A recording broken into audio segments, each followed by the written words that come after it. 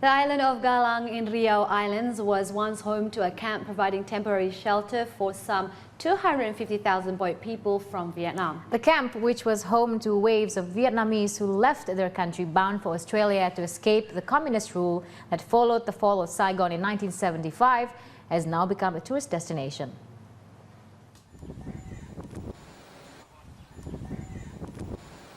This is the Vietnamese settlement on Galang Island in the Riau Islands called the Boat People Village.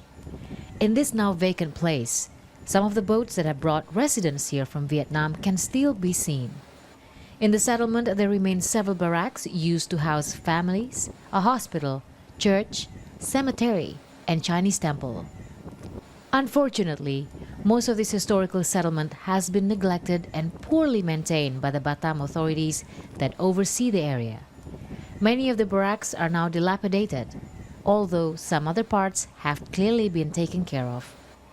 A museum has been opened containing pictures of the many people that passed through this camp, as well as the arrival and arrest of boat people over the decades they continued to flee Vietnam. The museum's collection includes examples of boat people's personal belongings, as well as daily tools such as kitchen utensils. One of the areas that has been well maintained is the Chinese temple, where Buddhist worship is still held. This camp, which had been packed with Vietnamese hoping to open a new chapter in their lives, is now deserted, but for wandering tourists and curious onlookers.